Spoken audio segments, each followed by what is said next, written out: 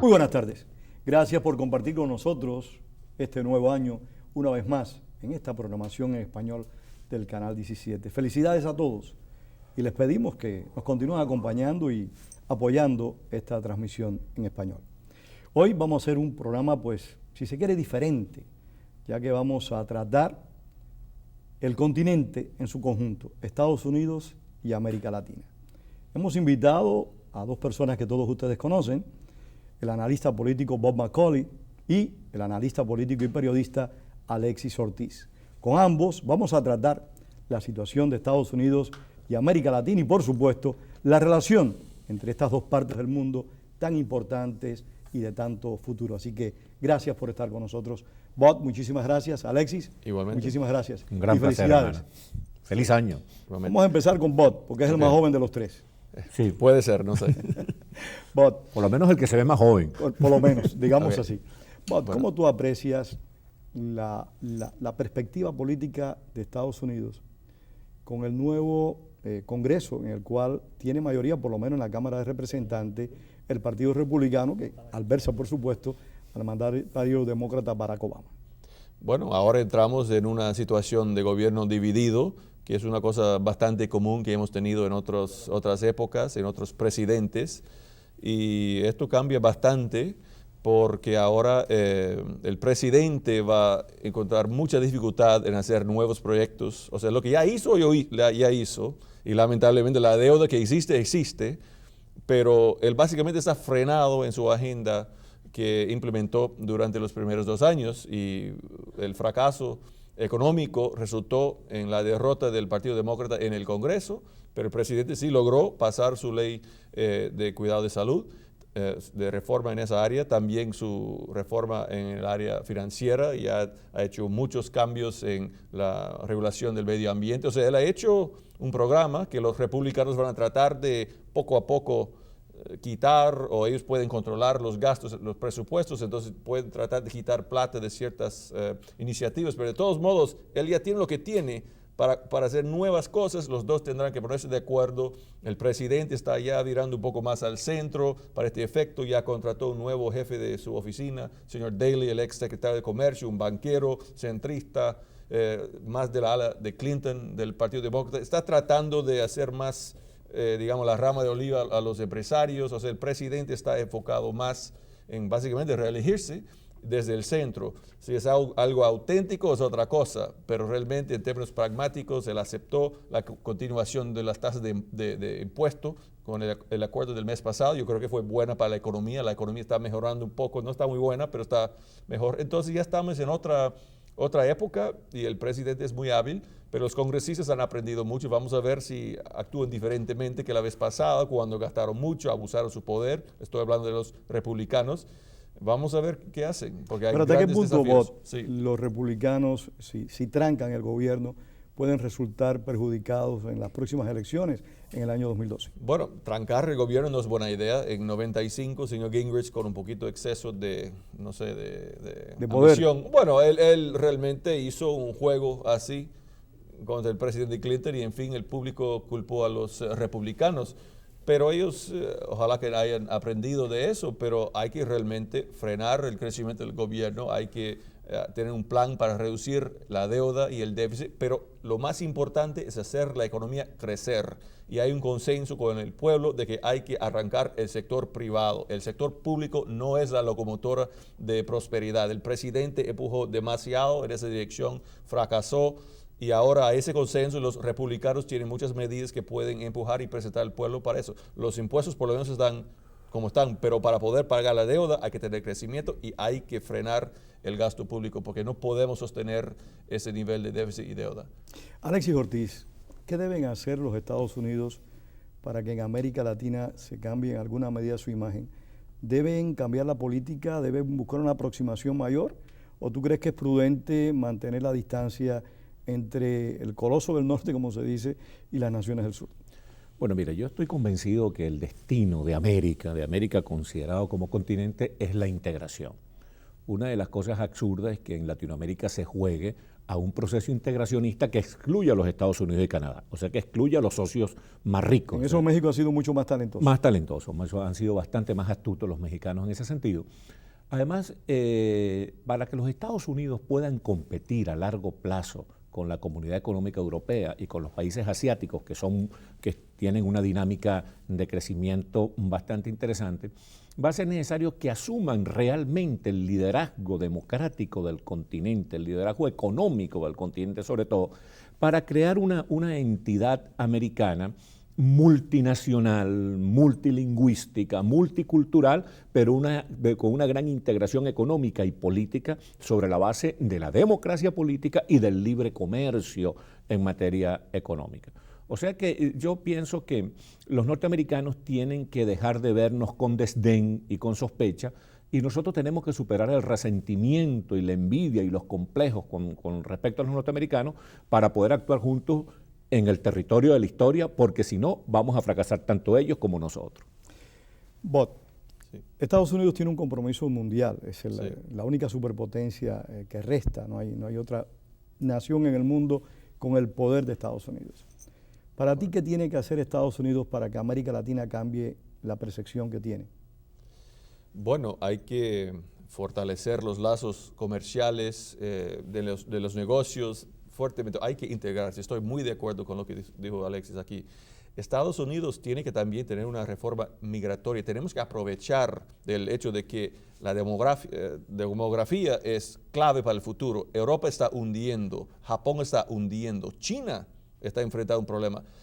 Lo que tenemos nosotros, tenemos recursos naturales, tenemos recursos humanos, tenemos cultura en común. O sea, nosotros somos bendecidos en este momento de historia que tenemos como vecinos latinoamericanos en vez de Europa, que tiene su hueco demográfico y que están llenando con gente de una cultura que no es consistente. Contraria, que es rival, que adversa a la cultura occidental. Adversa a la cultura occidental. Nosotros somos la espina del occidente, Estados Unidos, militarmente, económicamente, culturalmente. Los chinos están subiendo en Asia, tenemos que poder competir con ellos y también, digamos, controlar sus tendencias hacia el autoritarismo, el imperialismo. O sea, China democrático sería una maravilla, pero hay otra tendencia allá, hay que controlar eso. Entonces, realmente tenemos que trabajar juntos. Y como usted sabe, yo soy republicano, pero no estoy de acuerdo con esta retórica anti-inmigrante, anti-latino. No viene de todos lados, pero hay que ver los hispanos, incluso el voto hispano, como una ventaja, porque los latinos mayormente son gente trabajadora que quiere realizar el sueño americano, y oportunidad a través del sector privado es lo que tenemos que enfatizar, pero para los países latinos, además de los que viven en este país. Pero esa es la visión de Estados Unidos en relación a los hispanos que viven en el territorio. Pero la visión de Estados Unidos como nación hacia las otras naciones del hemisferio. Sí. O sea, ¿consideras que se deben buscar acuerdos de libre comercio? ¿Consideras que se debe tener un mayor respeto hacia las naciones sudamericanas? Por ejemplo, te pongo un ejemplo. Cuando se produce cualquier incidente en el Medio Oriente, vemos cómo la secretaria de Estado o cualquier otro alto funcionario del gobierno estadounidense viaja rápidamente al Medio Oriente, cómo hay una toma de posesión, un cambio de poderes, y altos funcionarios de Estados Unidos pues viajan a esos países de Europa o de Asia y hasta de África del Norte en ocasiones. Sin embargo, en América Latina, en ocasiones, a tomas presidenciales mandan a funcionarios de tercera y cuarta categoría. No, es una realidad. Me gustaría que se cambie eso. Hay una realidad de que la gran amenaza de nuestro país es de los fundamentalistas radicales musulmanes. O sea, realmente los terroristas del Medio Oriente son los enemigos principales, pero hay que dedicar más tiempo a Latinoamérica, especialmente el desarrollo económico, y también hay que frenar los peligros políticos como Chávez y Morales y obviamente los Castro, lo que están haciendo. Pero realmente hay una manera de hacerlo más sensato y aprovechar de esta ventaja que tenemos, que hay tanto potencial. Brasil está creciendo en un ritmo casi chino ahora, el 7-8% al año. Es natural que tengamos buenas relaciones allá. Hay varios países que están en camino bueno, económicamente, políticamente, están respetando derechos humanos. Son países que deben ser nuestros socios. Hay otros países que están en otro camino, pero los principales hay oportunidades. Entonces, sí, tenemos que respetarlos más. México es una situación muy difícil, que está realmente en otra categoría. Ese es un punto que vamos a abordar en su momento. Sí. Alexis, vos tocó unos elementos fundamentales. Venezuela, Bolivia, Nicaragua, Cuba, el famoso ALBA. ¿En qué medida ese ALBA puede perjudicar el buen encarrilamiento de las naciones latinoamericanas y, por supuesto, incluyendo el alejamiento de Estados Unidos? Bueno, fíjate, a corto plazo son un obstáculo que pareciera insuperable, pero a mediano y a largo plazo no van a terminar obstaculizando nada, porque esos son regímenes que escogieron una vía, valga la redundancia, inviable. Escogieron un modelo que ya ha fracasado en todas partes, un modelo que produce ruina económica, ruina política, ruina moral, de tal manera pues que a mediano y largo plazo ellos van a fracasar frente a los que escogieron el modelo democrático político y de libre competencia. Si nosotros nos podemos ver, por ejemplo, los resultados de este año Latinoamérica creció de una manera consistente. Hay dos críticas a ese crecimiento, sobre todo al crecimiento económico. Una es que creció sobre todo sobre la base de venta de materias primas, y ese crecimiento no se ha diversificado industrialmente. Otra crítica que se le hace es que ese dinero extra que está recibiendo Latinoamérica no se está invirtiendo consistentemente en algo que es muy importante para que el desarrollo sea integral y armónico, que es invertir en educación. Y otra, que ese dinero, ese crecimiento económico no está escurriendo hacia los sectores más pobres de una manera más desparramada, más consistente. Pero Latinoamérica ha crecido, pero han crecido sobre todo los países que han actuado en democracia política y han actuado en democracia económica. El caso de Chile y Brasil son mira, por ejemplo, fíjate, Chile ha crecido de una manera consistente durante varios años. Brasil es un país que tiene un ritmo de crecimiento bastante interesante. En el caso de Brasil, la crítica que se le hace es que realmente está demasiado sustentado ese crecimiento sobre venta de materias primas. Perú está creciendo extraordinariamente. Colombia. México, en medio de una guerra contra el narcotráfico, en medio de una guerra terrible, mantiene un ritmo de crecimiento. Colombia, en medio de una guerra terrible, en este caso contra la narcoguerrilla, mantiene un ritmo de crecimiento. Mientras que, por ejemplo, Venezuela es el único país junto con Haití que no crece en Latinoamérica, que lo que crece espantosamente es la inflación. O sea que se está demostrando que el modelo democrático y de libre competencia económica es el que conduce a los pueblos al desarrollo y es el que saca gente de la pobreza. Bob, ¿cómo pueden enfrentar los Estados Unidos la situación que está padeciendo México? El poder de los grupos narcotraficantes, la gran cantidad de armas que están llegando los mexicanos y los americanos llevando para México. Es una situación muy difícil y se debe mayormente a la demanda de drogas en Estados Unidos. Estamos mirando un ejemplo de prohibición, como había con el alcohol en los años 20 y 30, pero el precio mayormente se está pagando en México. Mirando la historia. En su momento lo pagó Colombia. Bueno, es correcto, pero bueno, está muy difícil.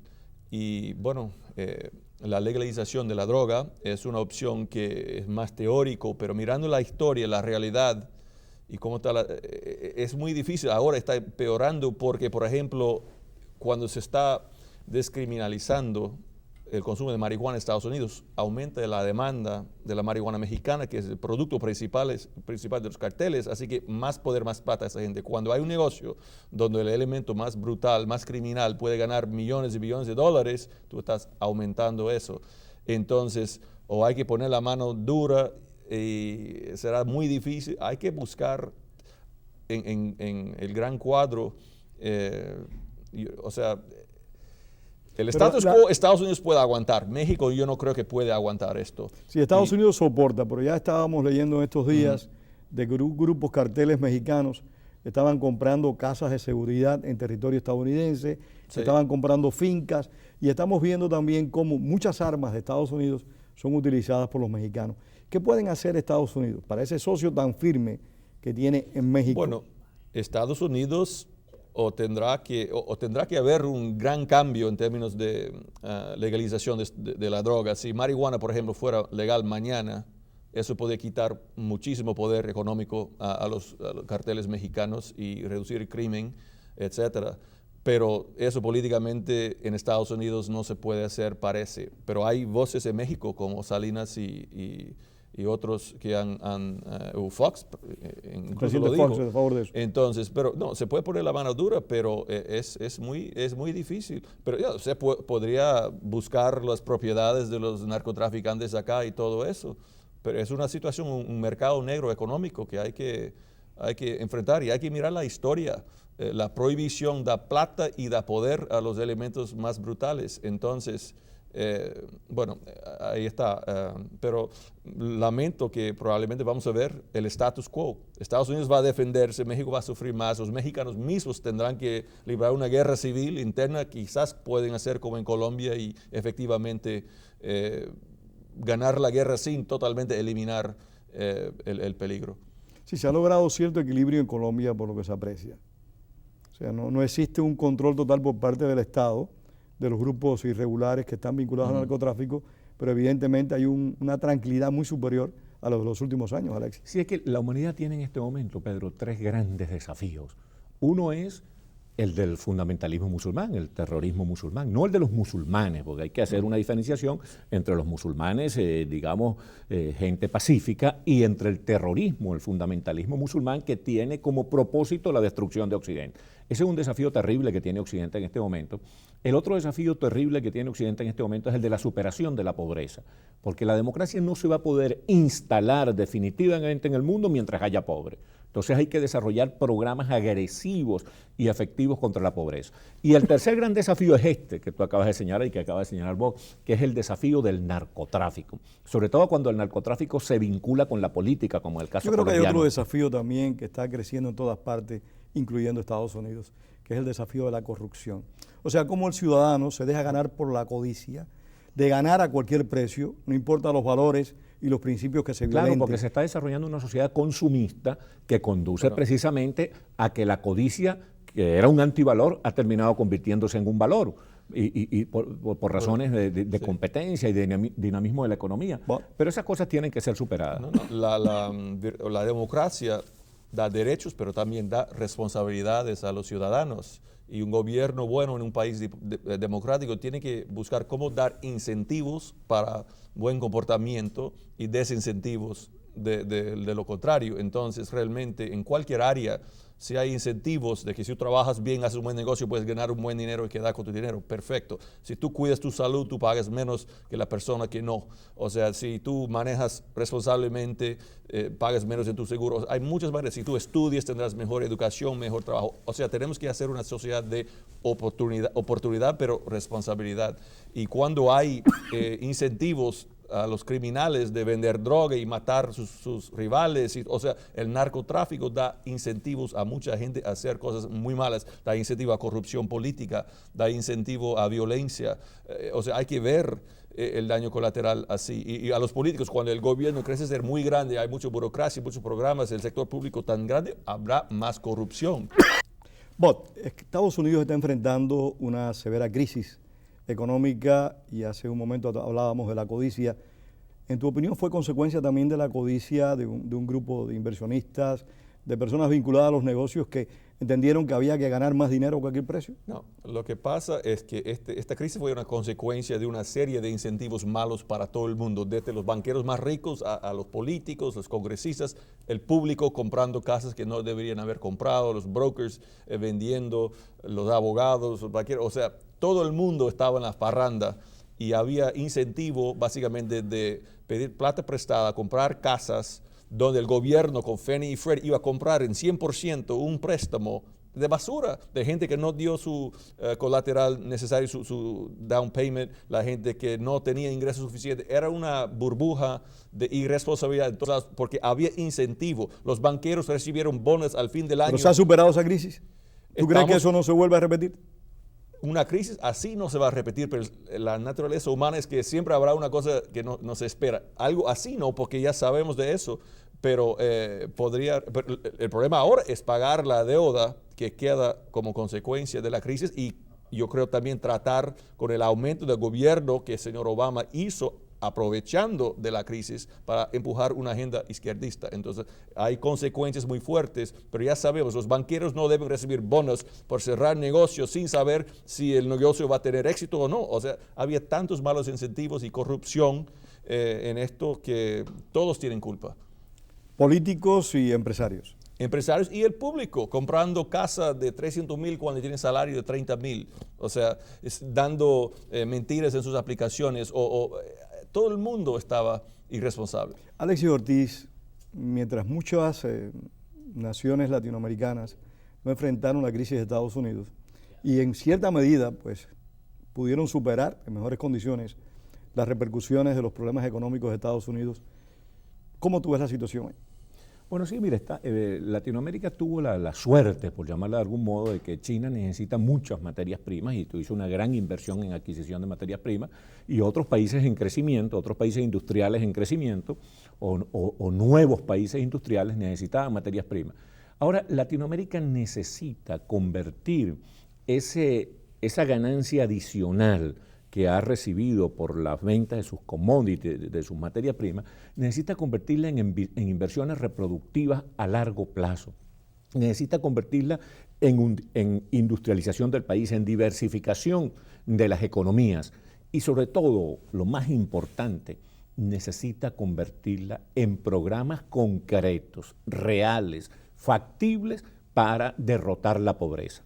Mientras haya pobreza, vamos a tener la democracia amenazada. Mientras haya pobre, va a haber un contingente allí perfectamente influenciable por los demagogos y los populistas que van a ser una amenaza permanente, una espada de Damocles sobre la democracia. Pero para esos demagogos y esos populistas yo creo que lo más importante es la educación, que también es un serio problema que está enfrentando América Latina. Eso es claro. Tú no ves entre las principales universidades del mundo, no ves a ninguna universidad de América Latina. Muy pocas veces se ve que un científico latinoamericano sea distinguido con honores. Vemos un premio Nobel de la Paz, pero no vemos un premio de economía o un premio de ciencias Nobel o similar que se le otorga a un latinoamericano. En todo caso, el liderazgo sensato de Latinoamérica tiene perfectamente claro que hay que invertir en educación, en que hay que educar a la gente para la producción, pero también hay que educarlos para la participación democrática, para una cultura institucional. O sea, eso está perfectamente claro y nosotros creemos que después de la experiencia terrible que ha vivido Latinoamérica en los últimos años, sobre todo con esta emergencia del castrocomunismo chavista, el resurgir de ese castrocomunismo a través de eso que llaman el socialismo del siglo XXI, pero que no es otra cosa que el viejo comunismo fracasado del siglo XX, el neocomunismo. Después de esta experiencia, esta pesadilla terrible que ha sido Chávez, Correa, Ortega, Evo Morales, y que siguen siendo los Castro. Y que siguen siendo los Castro, ya la gente llegó por fin, pienso yo, a entender que salvar la democracia pasa, entre otras cosas, por educar a la gente para la democracia. Decía el maestro del Libertador Simón Rodríguez que no puede haber república sin gente educada para ser republicano. Entonces, educar a la gente para la producción es importantísimo, pero también es importantísimo educar a la gente para la participación democrática. Lo que decía Bot hace un rato, que la democracia implica deberes junto a los derechos. Correcto. No, es cierto, y la educación es clave, estoy de acuerdo, pero lo bueno de hoy es con la tecnología, con el internet, con la habilidad de intercambiar buenas ideas a todo el mundo. Hay una manera de arrancar rápidamente la educación, no es una cuestión de mandar al libro, se puede mandar internet. Los jóvenes pobres de Brasil, de Perú, de cualquier país pueden aprender, los de Bolivia pueden aprender, o sea, hay tantas oportunidades, si se puede presentar oportunidad a los pobres, si tú trabajas, si tú te eduques, tendrás mejor vida, hay cómo hacerlo, otros países lo han hecho y yo veo una generación joven en Latinoamérica que está creciendo con capital humano, gente muy sofisticada, que quiere mejor vida, que realmente tienen otra cultura política, realmente hay esperanza porque la tecnología ayuda a que la gente pueda aprovechar de lo mejor del mundo. Y Latinoamérica tiene que aprovechar de esto y acabar con los resentimientos históricos contra los yanquis, lo que sea, y aprovechar porque todos podemos trabajar juntos. Con la envidia también, como dijo muy claramente Alexis Ortiz hace un momento, porque en todo esto hay resentimiento, hay muchos errores cometidos por diferentes gobiernos de Estados Unidos, pero también hay mucha envidia. Pero no solamente los latinoamericanos, los europeos también son muy envidiosos de Estados Unidos. O sea, lo importante es que la gente comprenda que la educación es hoy en día mucho más relevante que antes, porque ahora los mejores trabajos en el área económica son los que tienen que ver con mayor educación. O sea, para desempeñar los trabajos de vanguardia en la economía moderna, entonces se reclama precisamente más educación. Entonces nosotros no podemos resignarnos a que nuestra gente latinoamericana... Ya la época en que un analfabeto se hacía millonario va desapareciendo. Desapareció. Entonces, y nosotros no podemos resignarnos a que nuestra gente sea simplemente carne de cañón de la economía. Nosotros tenemos que buscar que nuestra gente sean gerentes de la economía moderna y para eso tienen que aprovechar todas las ventajas de la tecnología moderna, del Internet, de todo eso que señalaba Bob. Bob, conversábamos de la relación Estados Unidos-América Latina, pero ¿cómo tú aprecias la posición de Estados Unidos con dos conflictos bélicos muy serios, Afganistán e Irak, los conflictos eventuales que se puedan producir con Irán y Corea del Norte, con una Cámara con mayoría republicana, un Senado con un poco más de balance, pero que sigue teniendo mayoría demócrata y un presidente demócrata? ¿Cómo tú ves esa política, digamos, de conflictos? Bueno, yo creo que habrá bastante consenso con el presidente de defender el país contra el enemigo principal, que es el Islam radical, o sea, el elemento terrorista dentro del mundo islámico. Entonces, hay un consenso y Irak está andando más o menos bien, ya estamos saliendo de allá.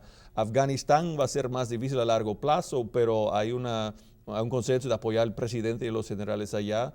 Y Irán hay que contener. Irán, ya están aconteciendo cosas en Irán, han matado a algunos científicos allá, un virus de computadora está ahí atacando el sistema de ellos. O sea, estamos tomando medidas. El presidente Obama está mandando los cohetes en Pakistán contra los terroristas. Entonces, realmente estamos luchando a largo plazo en Afganistán. No sé si valdrá la pena. Realmente, yo creo que se puede defender nuestro país sin tener tanta tropa. O sea, hay que protegernos contra ataques desde allá, pero reconstruir ese país no es reconstruir, es construir, porque no hay país. O sea, realmente Afganistán a largo plazo tendremos que salir, pero se puede hacer de una manera protegiéndonos. Entonces, va a haber un consenso. El gran conflicto que yo veo en este país va a ser por la política doméstica, la visión del presidente contra la visión del Partido Republicano. Sí, además el desafío moderno, Pedro, reclama que los norteamericanos entiendan que tienen que volver a los criterios bipartidistas, a tener políticas de Estado, a no dejarse agobiar por los intereses electorales y entender que los Estados Unidos son la locomotora de la economía mundial, son el liderazgo de la democracia. De los derechos, eso lo dice, el de liderazgo, las libertades. Exactamente, el liderazgo democrático del mundo. Entonces no pueden estar enfrascados en unas luchas pequeñas, en unas luchas locales, perdiendo de vista ese liderazgo mundial. Nos queda un minuto. Sí. Y hay una situación muy interesante entre los dos países de ustedes, Estados Unidos y Venezuela. 30 segundos, Bob. Bueno, Venezuela va a seguir como problema porque está básicamente fomentando muchos problemas en Latinoamérica y también está apoyando el régimen en Cuba. Y bueno, el presidente Obama yo creo que está haciendo lo correcto, desafiando a Chávez y empujando esta política americana. Entonces, bueno, eso va a seguir. Mientras Chávez tiene petróleo, los venezolanos tendrán que resolver. Podemos defendernos como norteamericanos, pero los venezolanos van a sufrir y otros latinos van a sufrir en otros Alexis. países. En todo caso, nosotros no queremos que los Estados Unidos nos resuelvan los problemas que nosotros nos creamos, porque a Chávez no nos los impusieron los Estados Unidos. Ese fue producto de nuestros propios errores. Entonces nosotros queremos la solidaridad de los Estados Unidos, la solidaridad de Europa, la solidaridad de los otros países latinoamericanos, pero entendemos que salir de Chávez es nuestra responsabilidad, no es la responsabilidad de otros. Bueno, muchísimas gracias. Gracias a ustedes por haber compartido con nosotros este primer programa del año y por supuesto a Bob McCauley. Bueno, mucho gusto. Y a Alexis Ortiz. A todos, gracias una vez más. Tengan todos unas buenas noches.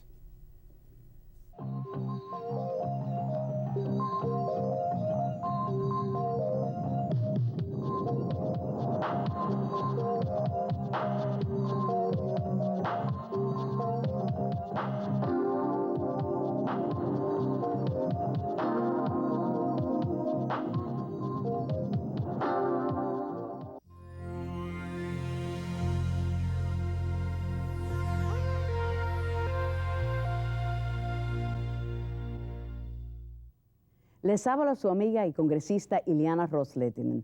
Les pido que por favor haga su contribución hoy mismo a su canal 17. Ahí en la pantalla puede decirle cómo hacer el cheque y a dónde enviarlo. Necesitamos su ayuda para tener esta programación tan especial todos los domingos por este canal 17, su canal 17 y el canal mío también. Muchas gracias.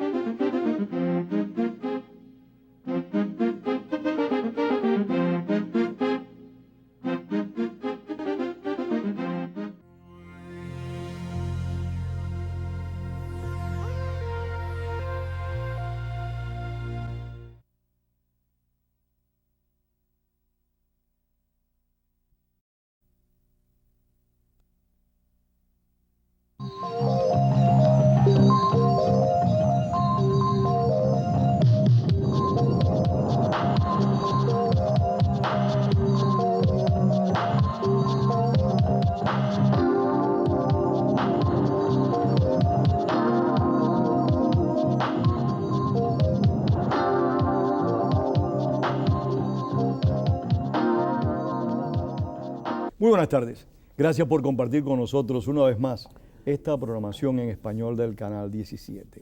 El tema de hoy, como siempre, es de interés. Vamos a hablar de inmigración, de la situación migratoria de Estados Unidos. Si es necesario o no que se produzcan pronunciamientos legales para que se legalice esa gran cantidad de personas que no tienen documentos y que no han violado la ley. También si se deben o no establecer nuevas restricciones a la inmigración hacia este país. Para abordar este tema tan importante y trascendente, hemos invitado a un viejo conocido de ustedes, a un viejo amigo, al abogado de inmigración, Willy Allen. Willy, gracias por estar acá. Gracias por invitarme, Pedro. Willy, descríbenos la situación migratoria en este momento en Estados Unidos, las personas que hay, aproximadamente, por supuesto, y cuál es la relación con el gobierno, o sea, con las autoridades. Mira, se cree, y no hay una figura exacta, porque es imposible conocer las personas que viven en la oscuridad, que hay entre 9 millones y 14 millones de personas 14 millones que viven en los Estados Unidos de forma ilegal. Eso incluye personas que cruzaron la frontera ilegal, personas que entraron legal y se han quedado. Se considera que hay casi 1 millón de personas que ya tienen órdenes finales de deportación y que continúan viviendo en los Estados Unidos. De ese grupo se cree que casi la mitad o casi medio millón de personas son personas que están deportados por haber cometido crímenes en los Estados Unidos.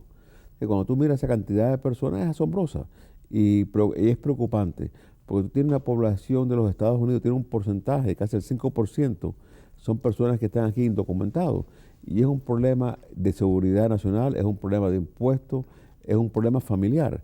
Yo te diría que un promedio bastante alto. También un problema educativo de salud pública, si se quiere. Bueno, educación y salud pública también se convierte en un problema para los niños que llegaron de pequeña edad, que han estudiado en a primaria y secundaria en los Estados Unidos y no pueden continuar hacia la universidad. Tú decías que es un problema que en este momento está congelado casi. ¿Por qué? Porque en el Congreso de los Estados Unidos se ha perdido las 2 personas más fuertes, o las 3 personas más fuertes, que estaban empujando algún tipo de reforma migratoria que fuera algo justo y comprensible. Se han perdido los luchadores más fuertes. ¿Quiénes eran esas personas? El senador Kennedy, que falleció. Señor Edward Kennedy. Edward Kennedy, que falleció, y la persona que lo reemplazó no tiene ni la experiencia ni el interés que tenía Ted Kennedy. El compromiso histórico de los Kennedy. El compromiso histórico. Mel Martínez, que en el corto tiempo que estuvo en el Senado, fue un líder sumamente eficiente en el tema de migración, pues se retiró y se perdió el apoyo de él. En el Congreso, Lincoln Díaz Balar siempre ha sido el punto de la lanza de los inmigrantes en los Estados Unidos. No ha habido ley de migración en los últimos 16 años que no tenía el toque, la firma y la ayuda de Lincoln Díaz Balar. Sea IRIFA, sea NACARA, cualquier ley, los TPS, tenían el dedo de Lincoln en esa, y lo hemos perdido. Y las personas que lo han reemplazado a ellos, con todo mi respeto, Marco Rubio corrió como un candidato republicano, pero también del Tea Party, y con una posición muy negativa hacia los inmigrantes, opuesto al Dream Act. Mario, que está reemplazando a Lincoln, no tiene ni el personal ni la experiencia que tenía el hermano en el Congreso. Y David Rivera también se postuló apoyando parte de la plataforma del Tea Party. El compromiso de ellos con la inmigración está muy lejos de las personas que ellos han reemplazado. Y el resto de los políticos de origen hispano, o sea, aquí hay políticos mexicanos en el Congreso Federal, hay puertorriqueños, ¿tienen estas personas compromisos a favor de la inmigración? Bueno, en realidad los que quedan ahora, que tienen el compromiso más fuerte, yo te diría que es el congresista Gutiérrez de Chicago, que siempre con él como demócrata y Lincoln como republicano eran la pareja perfecta en empujar las leyes de migración y buscar compromiso entre los dos partidos. Y en este momento Gutiérrez está sin su amigo o su compañero de lucha en el Congreso. Bob Menéndez en el Senado posiblemente sea el vocero más fuerte que tienen los inmigrantes en el Senado presente, porque McCain, que con Kennedy había empujado y había ayudado en parte de las ideas de reformas migratorias. ¿Cambió su compromiso? Se ha retirado por la presión que ha venido de su estado de Arizona. Y mira, cuando uno mira la frontera, y es importante darse cuenta que el movimiento antimigrante que existe hoy no se creó de un movimiento solamente antihispano o de perjuicio, se crea por ciertas realidades. Y las realidades son que tenemos una frontera con México que está fuera de control. Cuando tú vas, mira, yo he estado en El Paso, yo he estado 3 veces en los últimos 2 años para juicio.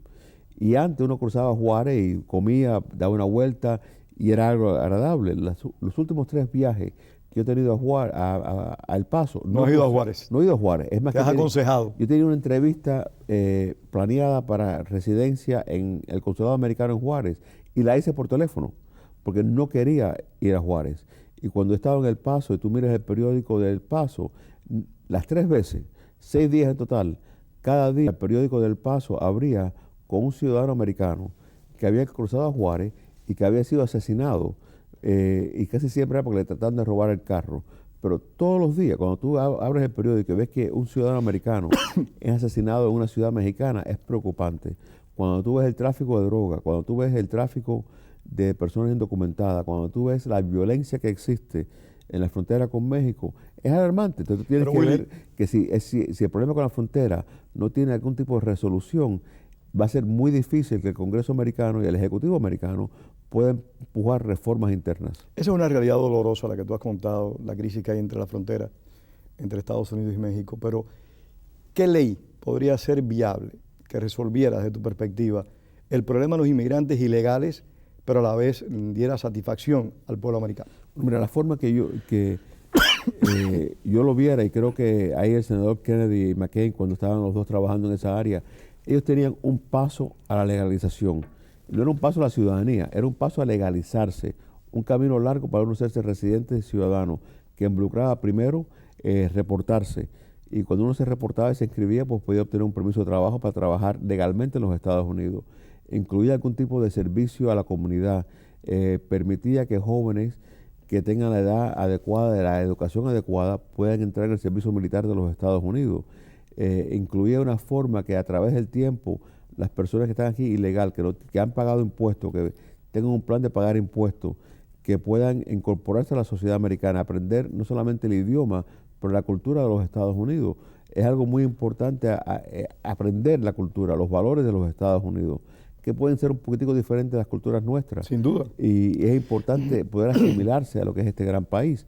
Y a través de ese camino, pues pueden legalizarse. Mira, en este momento yo sé que el servicio de migración... migración... Perdóname, ¿qué ley se podría hacer en el país? Mira, en este que momento, pudiera satisfacer todas las partes, sino en su totalidad, en una gran medida. Mira, yo creo que ninguna ley va a satisfacer a todas las partes, pero tiene que existir alguna forma que no requiera que las personas regresen a sus países a esperar una visa, que puedan legalizarse en los Estados Unidos, que tengan un plan de tiempo. Mira, usaron la visa B de Victoria, se usó por varios años para permitir esposas de residentes. ¿Qué significaba la visa B de Victoria? La visa B era una visa que estaba disponible para los cónyuges de residentes americanos que habían estado esperando por largo rato para legalizarse, poder vivir legalmente en los Estados Unidos esperando su visa.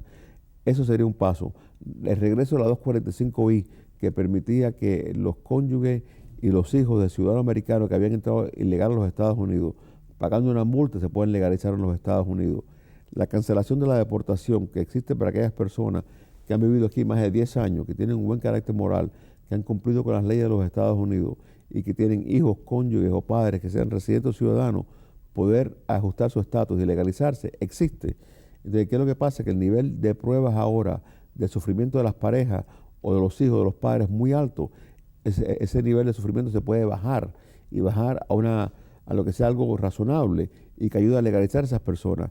En este momento yo estoy seguro y tengo cierta fe que internamente la administración está buscando a qué nivel se pueden legalizar los hondureños y nicaragüenses que tienen TPS del año 98. Sí, porque ese es un punto, hay una gran cantidad de personas, centroamericanos en particular, nicaragüenses y hondureños, que tienen una especie de legalización, digamos así, en el país. ¿Por qué no se acaba de legislar a favor de estas personas? Bueno, yo creo que internamente están buscando cómo ayudarlos a ellos a obtener su residencia. Yo sé que el Ejecutivo está buscando formas de legalizar que no requiera que el Congreso pase leyes. Mira, el DREAM Act lucía bonito en papel, pero no era algo lógico. No era lógico que tú legalices hijos de ilegales y que puedan estudiar y que tú vas a deportar a los padres de ellos y separar a la familia y que ellos vayan a la universidad y compitan con estudiantes americanos para los recursos que quedan, que son muy limitados para poder estudiar. Yo creo que ese es un punto... Eso no era algo razonable, porque no era razonable. Es más razonable legalizar a los padres y que los padres y los niños puedan pagarse los estudios y poder estudiar pagando los estudios ellos mismos. Willy, tal vez una de las preocupaciones de las personas que están a favor de la legalización de los inmigrantes ilegales, y perdona la repetición, sea esa, o sea, en qué medida ese proceso de legalización puede afectar a la economía del país, o sea, en qué medida se va a generar un mayor nivel de competencia en servicios de salud, en el sistema educativo, en fin, cómo esa legalización puede afectar al que paga los taxes todos los días, porque tiene el privilegio o de haber nacido en este país o debe estar legalizado. Pero mira, Pedro, el capitalismo se basa y crece en la competencia. Esa es la gran ventaja de vivir en este gran país, es la competencia. La competencia es lo que ha hecho este país grande. Este es el único país del mundo donde tú puedes nacer y ser un limpiabota un día y ser el dueño de un hotel 20 años después. Se ha demostrado infinidad de veces que la habilidad de subir en la categoría económica, en la categoría social de este país no tiene límite, nada más que tiene límite en la imaginación de cada individuo. ¿Qué ocurre? Las personas que tú estás legalizando, primero van a hacer una inyección a la economía. ¿Por qué? Porque si tú eres ilegal y tú no tienes una forma de poder obtener un préstamo, no vas a comprar una casa. Si tú estás ilegal, tú no vas a arriesgar los fondos tuyos en una casa que puedes perder si te deportan a los Estados Unidos. Si tú estás ilegal, estás haciendo trabajos que a lo mejor son mínimos y buscándote la vida de alguna forma, pero si tú eres legal, puedes convertir eso en un pequeño negocio. Las realidades son que la mayoría de personas que están aquí ilegalmente están aquí por razones económicas y están aquí trabajando y funcionando. Si no tuvieran el trabajo, si no pudieran ellos mismos crearse los trabajos o buscar la forma de sobrevivir aquí y mandar remesas a sus países, no estuvieran aquí, estuvieran en otro lugar. Mira, no es ninguna sorpresa que tú no tienes un gran número de panameños, costarricenses, chilenos, uruguayos ilegales en los Estados Unidos. ¿Por qué? Porque esos países funcionan, son democracias que funcionan, tienen economías que funcionan. Entonces, y la situación que hay con la frontera mexicana no se presenta con la canadiense. Bueno, ese es un punto importante a destacar. Pero, me refiero con canadienses. Claro, los canadienses no entran ilegalmente. Tú tienes otras personas que entran ilegal.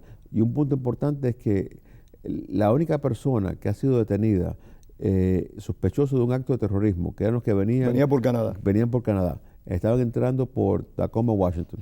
¿Qué es lo que pasa? Que la frontera canadiense, obvio, no tiene el mismo problema porque los canadienses no vienen corriendo ilegalmente para los Estados Unidos. No, y tiene una situación económica muy provechosa. Correcto, y es más que hay personas que estaban en los Estados Unidos ilegalmente, que han cruzado para Canadá, porque Canadá tiene un sistema de migración mucho más aceptable. Canadá le hace falta inmigrantes. Y yo he tenido clientes venezolanos, clientes colombianos, centroamericanos, que aquí ya estaban deportados, han cruzado la frontera a Canadá y ahora están viviendo en Canadá con cierta ayuda económica y mejorando sus vidas allá. ¿De qué es lo que pasa? Que tiene que haber algo similar en los Estados Unidos. Mira, las Fuerzas Armadas de los Estados Unidos, en este momento un número bastante elevado de jóvenes que son legales o que se acaban de legalizar, entran en las Fuerzas Armadas de los Estados Unidos. ¿Un ilegal no puede entrar en las Fuerzas Armadas de Estados Unidos? Un ilegal no puede entrar, tiene que ser residente de los Estados Unidos y tiene que ser graduado de la secundaria. Pero mira, yo siempre menciono que el primer soldado que dio su vida en esta nueva guerra en Irak era un colombiano americano que había obtenido su legalización, vivía en Georgia, se alistó, entró en las Fuerzas Armadas y fue el primer soldado americano que murió en la guerra. Y cuando tú miras el número elevado de mexicanos-americanos, en el caso de los colombianos, de puertorriqueños, de colombianos, de cubanos, que llegan a los Estados Unidos y se entran en las filas de las Fuerzas Armadas Americanas, es bastante grande. En el caso de los colombianos, quería hacer una acotación. Un batallón importante de colombianos combatió en la guerra de Corea y recibió un número importante de medallas y reconocimientos. Pero ahí fueron como colombianos. Como colombianos, pero sí. Aquí ha habido muchos colombianos que se han legalizado y han entrado en las Fuerzas Armadas. Uno de mis clientes favoritos es venezolano. Él se legalizó, entró en las Fuerzas Armadas, ahora es un capitán, La esposa de él es salvadoreña, es una teniente. Él está encargado del sistema de comunicaciones para el Comando Sur con Haití. Las 3 hermanas de él, la más gordita entró en el Army, pero las 2 que son más delgaditas entraron en las Fuerzas Naval. La familia entera de él ha estado en las fuerzas del país y tienen carreras militares. El único que no entró es el hermano que no podía físicamente entrar en las Fuerzas Armadas por sus condiciones físicas, pero se casó con una sargento de la Fuerza Armada Todos están en el ejército. Y vive con ella en Alemania. Todos ellos, la familia entera venezolana, que ahora es venezolana americana, los 5 muchachos están en alguna forma u otra sirviendo a los Estados Unidos en sus Fuerzas Armadas. Y son de carrera, porque ya Jan lleva casi, con el cuento, casi 10, 12 años en el ejército americano. Willy, una gran cantidad. No solamente son hispanos, te quiero decir, una de mis clientas rusas, que tuve el placer de legalizarla, la hija ahora es una oficial, se graduó de la Academia Militar del Coast Guard. En una palabra, que una buena parte de los militares actualmente en Estados Unidos son personas nacidas en otros países. Eso, Pedro, yo creo que si tú ves, no sé si la mayoría. Una buena parte, no estamos hablando de mayoría, estamos hablando de un número considerable. Un número considerable. Como todos los grandes imperios, obtienen sus soldados a veces de los países bárbaros. Eso parte de la época romana. Bueno, sabes que esa es mi parte favorita de la historia. Yo lo sé, yo lo sé. Esa y Grecia, te encantan las dos. Y los dos usaron, le dieron ciudadanía a los bárbaros que pelearon las fuerzas de ellos. A favor de ellos. Los romanos más que los griegos. Fueron muy inteligentes y actuaron con mucho talento, pero al fin de cuentas perdieron. Bueno, perdieron. Tú miras, el Imperio Romano duró casi 2000 años. Y si tú consideras lo que duró como la parte bizantina, duraron casi 4000 años. Sí, es cierto, tiene muchísima razón. Y parte de su habilidad de durar por toda esa época, que es una gran parte de nuestra historia, fue la habilidad de adaptar y la habilidad de asimilar a los pueblos con los que se relacionaban. Eso es muy cierto. Correcto. Eso es muy cierto. Pero Estados Unidos ha demostrado también una gran capacidad para eso. Y estoy de acuerdo contigo. Estados Unidos ha demostrado una gran capacidad para recibir, para asimilar a los ciudadanos. Lo que a veces a mí me llama la atención es que hay muchos ciudadanos que provienen de otros países, incluyendo Cuba, que no asimilan este país. Viven en este país, se hacen ciudadanos de este país y no cesan de criticarlo y cuestionarlo. Yo conozco unos cuantos, lamentablemente, que han venido a buscar este país para hacer una nueva vida y lo que pasan es una buena parte de esa vida rechazando este país. Esa es la grandeza de este país. La grandeza de este país es que acepta a los emigrantes, pueden vivir en este país y pueden criticar a este país. Eso es lo que lo hace grande. Y la grandeza de este país, que puede absorber esas críticas y crecer en esas críticas. Para mí eso no es un problema. Para mí, que vivan en este país y que quieran estar en este país, aunque lo critiquen, demuestra en realidad lo importante que es esta gran nación. Y puede crecerse en la crítica. Es más, que se crece en la crítica. Crítica por criticar y atacar por atacar es otra cosa. Pero en la crítica constructiva se crece. No, por supuesto. Yo me refiero a esas personas que van a la crítica destructiva, que van con mala intención a demeritar a esta nación que nos ha cogido a todos. Pero vamos a volver al tema de inmigración y no de valoraciones.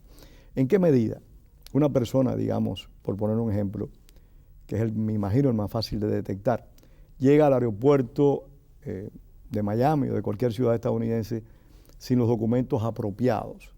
O es detectado que no tiene los documentos, o es detectado que está tratando de venir con documentos falsos. ¿Esas personas son deportadas de inmediato? No, depende. Hay ciertas personas que tratan de entrar con visas falsas o con documentos malos, y lo que pueden hacer en inmigración es detenerlo en el aeropuerto y montarlo en el próximo avión y volverlo al país de ellos. Si una persona demuestra o explica que tiene miedo de volver a su país, entonces le dan la oportunidad de pedir asilo político en los Estados Unidos y son llevados desde el aeropuerto a un centro de detención. Si son personas que no tienen delitos criminales, usualmente los detienen ahora aquí en el condado de Broward, en un centro que tienen solamente para personas que no tienen delitos criminales. Si la persona pues no identifica o no habla que tiene miedo de regresar a su país, es devuelto. Si la persona viene de un país como Cuba y no pueden devolverlo a Cuba, La mayoría de los cubanos son detenidos brevemente y puestos en libertad con un parol y eventualmente pueden buscar su residencia bajo el ajuste cubano, aunque si los han tomado o los han detenido con pasaportes falsos, tienen que pedir un perdón. Y lo que ha pasado es que varios cubanos trataron de entrar a los Estados Unidos o tenían en su posesión pasaportes de parientes que son ciudadanos americanos, y eso es un delito por el cual no hay perdón y puede llevar hasta un tiempo de cárcel. También hay muchas personas que alteran sus pasaportes para tener... Eso es delito también. Es un delito también, y lo que está pasando más y más en la Florida es que si tú tratas de entrar con un pasaporte falso, te detienen, te acusan en la Corte Federal de posesión de fraude, de un documento fraudulento. Puedes tener una condena de 3 meses, 4 meses, lo que demore ir frente a un juez de migración. Te deportan y no puedes entrar a Estados Unidos. Correcto, pero vas a servir una condena criminal. Cuando acabes tu condena criminal te van a deportar de los Estados Unidos y no vas a regresar a los Estados Unidos. Willy, y esas personas que entran a Estados Unidos y con una visa y violan el tiempo que legalmente les confiere la visa, Bueno, y viven X números de años en este país ilegalmente, ¿ellos tienen alguna posibilidad, digamos, de ajustarse a una ley, de ir a un abogado de inmigración, plantear su caso, etcétera? Esos son los que vienen a la oficina mía todos los días. Se casan, los hijos crecen y son muchos esperan aquí 15. Yo he tenido clientes, es más que voy a la corte ahora la semana que viene con una familia colombiana que el hijo no nació aquí, pero se casó con una americana, ya le dieron su ciudadanía ahora esta semana pasada, y los padres que llevaban aquí 8 años ilegal se van a legalizar a través de la petición de él que ahora es ciudadano americano. Otros se casan con ciudadanos americanos, con cubanos.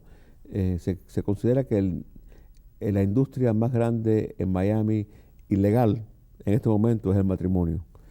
Y se considera que... Eso es delito, por supuesto. Eso es un delito. Y desafortunadamente muchas personas para legalizarse pues caen en la trampa de pagar a una persona $10,000, $15,000, $5,000 para casarse y legalizarse. Y eso es una industria que desafortunadamente se ha abusado mucho en el ajuste cubano, porque el ajuste cubano permite que un cubano le dé la residencia a un extranjero que se case con ellos. Y hay muchos cubanos que son recién llegados que entran en esa trampa de casarse con extranjeros para que los dos puedan obtener su residencia. ¿Tiene riesgo? Tiene un riesgo enorme, porque si tú eres cubano y te casaste con una persona y determinan que es falso, que fue un fraude, tú nunca vas a tener tu residencia. Si eres residente, te la pueden quitar.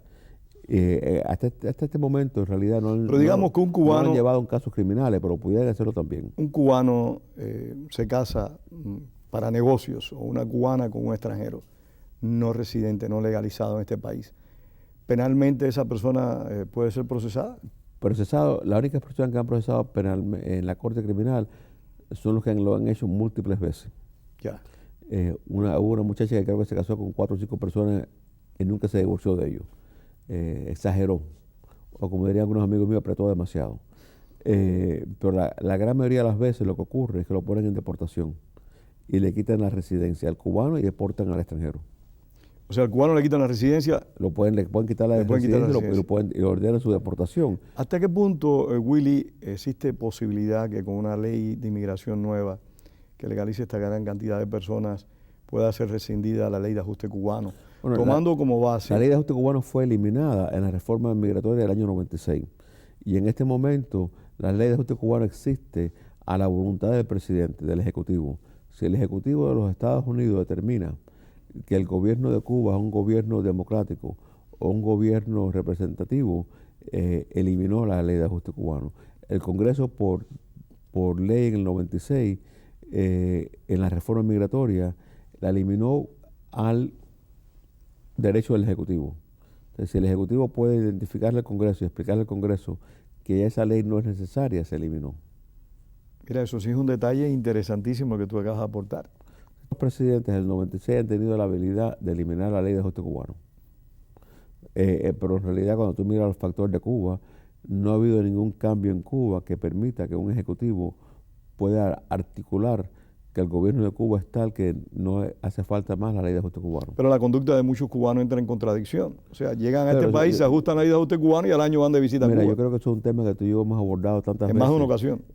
Sobre el abuso que puede existir con el ajuste cubano. Hay tantos abusos, Sí. hay tan mal uso de una ley maravillosa, que eso sería todo un seminario completo sobre el tema. Y yo sé que me ha buscado mucha crítica en nuestra comunidad, porque yo soy una de esas personas que creo que el abuso del ajuste cubano y la forma que se ha mal usado, desde fraudes matrimoniales hasta personas que llegan aquí y dicen que el problema de ellos es económico, lo que quieren es volver a Cuba lo más rápido posible. Todo eso para mí es un insulto para las personas que fueron los que pagaron el precio más alto y que ayudaron a crear el ajuste cubano. Compartimos ese insulto, dicho sea de paso. Porque para mí también es muy nefasto eso. Pero a la misma vez yo no tengo yo creo y apoyo el contacto de las visitas en Cuba. Mira, yo no le tengo miedo a la enfermedad que Cuba tiene. Yo creo que estoy con la inyección Pero cuando que- hablamos de la ley de ajuste cubano, Willy, no es cuestionando los viajes. Estamos hablando de aquella persona que asume el privilegio de la ley de ajuste cubano y lo utiliza para un beneficio personal. O sea, no es que estemos cuestionando si una persona tiene o no el derecho a ir a su país.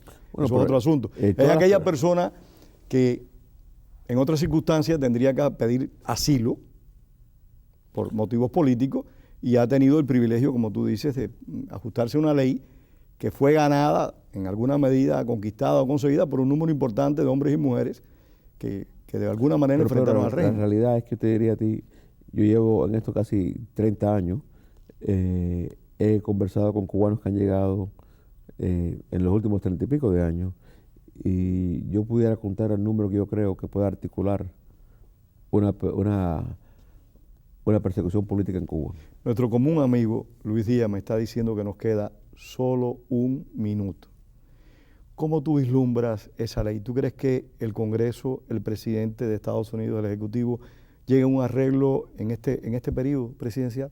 ¿O no lo esperas? Mira, el ajuste cubano va a durar mucho No, más. me refiero a una ley de De inmigración. migración. Yo creo que el Ejecutivo va a buscar formas de legalizar personas sin el apoyo del Congreso.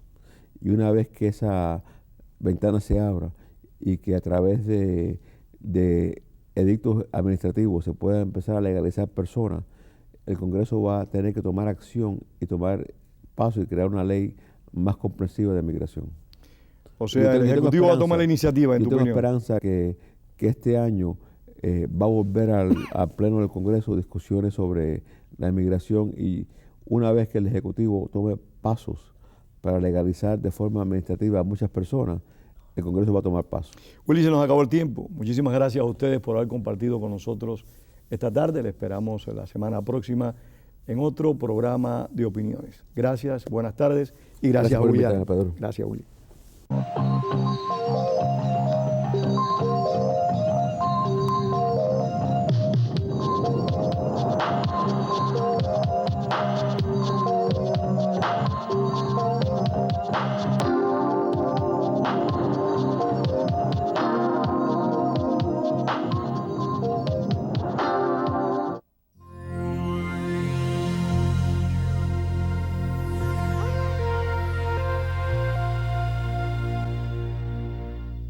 Debido a recortes en el presupuesto.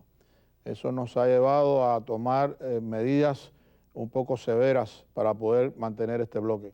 Y la única manera que podemos cambiar esto es con su participación, no solamente como televidente, sino con su participación económica. Este es su canal 17, que día tras día lleva una programación familiar en la cual usted no tiene ni que preocuparse de lo que ven sus hijos. Una programación de alta calidad necesita de usted en estos momentos. ¿Y cómo usted puede ayudar? Enviando su donación, no importa la cantidad, cualquier cantidad, aunque usted no lo crea, es importante para su canal 17. Por favor, ayúdenos a mantener este bloque en español con su participación económica. Muchas gracias.